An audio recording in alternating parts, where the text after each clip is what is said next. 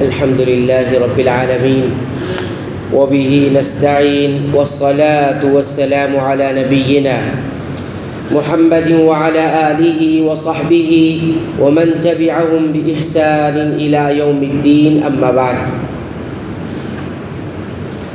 الذين يظنون أنهم ملاقو ربهم وأنهم إليه راجعون، جو جانتے ہیں کہ بے شک وہ اپنے رب سے ملاقات کرنے والے ہیں اور یقیناً اسی کی طرف لوٹ کر جانے والے ہیں۔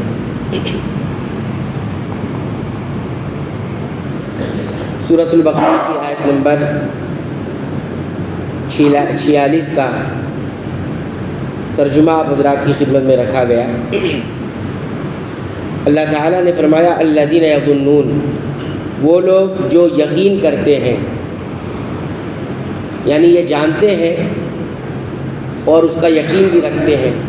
دراصل یہ ان لوگوں کی صفت بیان کی گئی ہے جو خاشعین ہے کہ نیک اعمال اور خاص طور پر نمازیں ان لوگوں پر آسان ہوتی ہیں یا دشوار نہیں گزرتی جو خاشعین ہوتے ہیں۔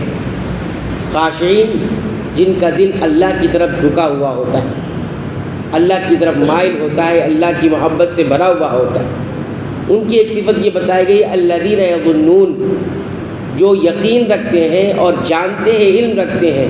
کس بات کا علم رکھتے ہیں؟ انہم ملاقو ربہم، کہ وہ اپنے رب سے ملاقات کرنے والے ہیں، اپنے رب سے ملاقات کرنے والے ہیں۔ تو جنہیں یہ علم ہوگا، یہ جانتے ہوں گے کہ انہیں ایک نہ ایک دن اللہ سے ملاقات کرنا ہے، انہی کا دل ہی اللہ کی طرف متوجہ ہوگا۔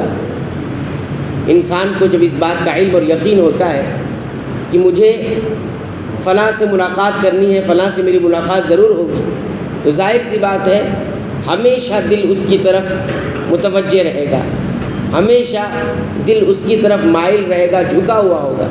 لیکن جس کو یقین ہی نہ ہو، وہ جانتا ہی نہ ہو کہ کسی سے میری ملاقات ہونے والی ہے، کسی سے میں ملنے والا ہوں یا کبھی نہ کبھی ہماری ملاقات ہوگی، تو ایسی صورت میں کیا ہوگا؟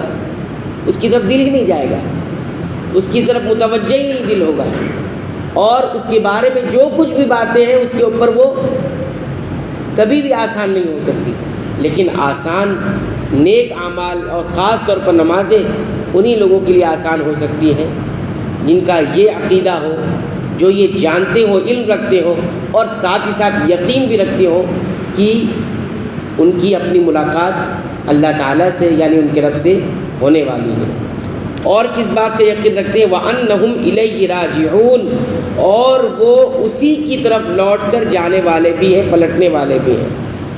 یعنی جتنے کچھ معاملات ان کے ساتھ زندگی میں ہیں، وہ سارے کے سارے معاملات لوٹ کر اللہ کی طرف جانے والے ہیں، اللہ کی طرف لوٹ کر جانے والے ہیں۔ اللہ تعالیٰ نے خود سورہ بقرہ کی 210 نمبر کی آیت، جس کی تفسیر آگے انشاءاللہ آئے گی، اس میں اللہ تعالیٰ نے خود فرمایا وَإِلَى اللَّهِ تُرْجَعُ الْأُمُورُ، اللہ ہی کی طرف سارے معاملات لوٹائے جائیں گے۔ زندگی کے جتنے معاملات ہیں سارے معاملات اللہ کے سامنے پیش کیے جائیں گے اور اللہ تعالیٰ اس کا حساب و کتاب لے گا اور اس کی جزا اور سزا ہوگی۔ یہ معنی اس کا یہ ہے۔ بعض لوگوں نے اس کا یہ معنی کر دیا اپنے طور پر وَأَنَّهُمْ إِلَيْهِ رَاجِعُونَ، اور یہ تمام کے تمام اسی کی طرف لوٹ کے جانے والے ہیں۔ معنی کیا کر دیا؟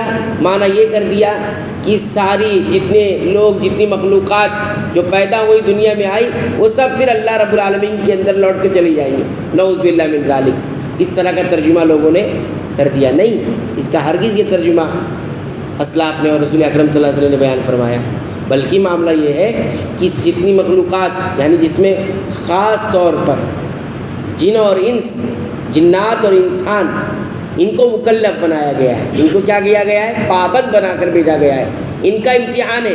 اور باقی جو مخلوقات ہیں ان کے درمیان تو عدل و انصاف کا فیصلہ کر کے ان کو ختم کر دیا جائے گا۔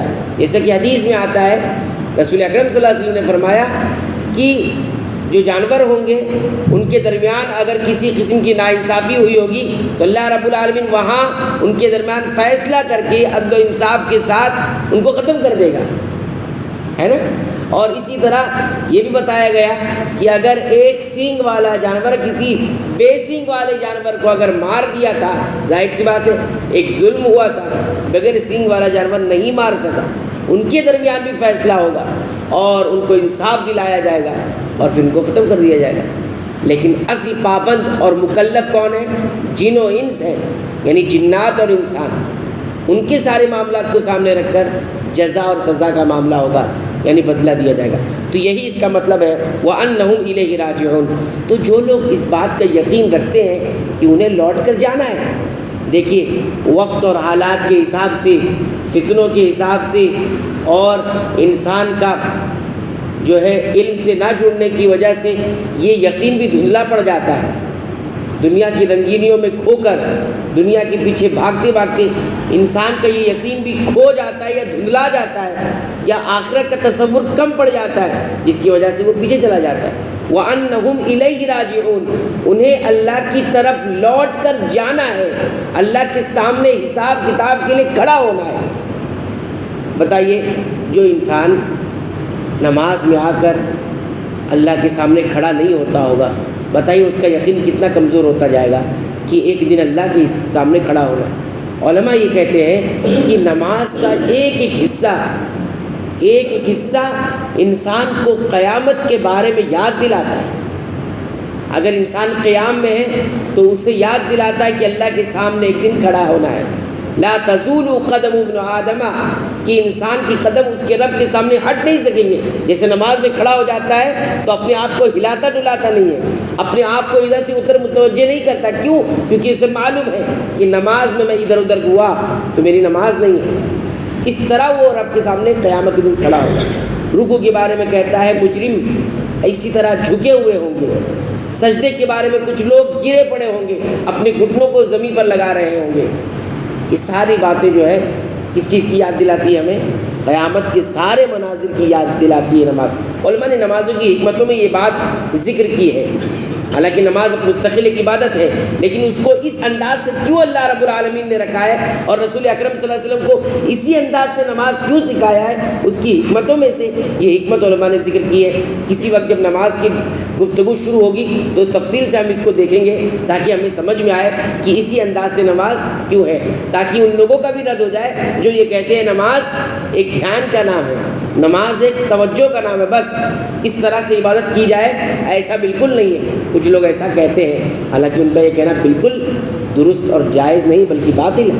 تو بہرحال یہ دوسری صفت بتائی گئی، ایک تو اللہ سے ملاقات ہونا ہے نا، اس سے ملاقات ہونا، دوسرا اسی کی طرف ہمارے سارے معاملات پیش کیے جائیں گے اور وہی ہماری جزا و سزا دے گا۔ یہ دونوں باتیں اس قدر مضبوط کر دیتی ہے انسان کو کہ انسان کا دل کہاں متوجہ ہو جاتا ہے؟ اعمال کی طرف اور اللہ کی طرف، یہ ہے بات۔ تو یہاں پر یہ آیت کریمہ کی آپ کو ہم نے مختصر سی تفسیر رکھی گئی ہے۔ انشاءاللہ اس آیت کریمہ سے ہمیں کن باتوں کا علم ہوا ہے انشاءاللہ پوائنٹ کی شکل میں اسے دیکھیں گے۔ اللہ تعالیٰ سے دعا کرتے ہیں رب العالمین تو ہمیں واقعی معنوں میں خاشعین کی فہرست میں اور خشوع کی جیسی صفت اپنانے کی توفیق عطا فرما۔ رب العالمین ہم دعا کرتے ہیں کہ رب العالمین قرآن حکیم ہمارے دلوں کی بہار بن جائے، ہمارے سینوں کی روشنی بن جائے اور ہمارے تمام غموں، پریشانیوں اور فکر مندیوں کا علاج بن جائے۔ آمین۔ وآخر دعوانا الحمدللہ رب العالمین۔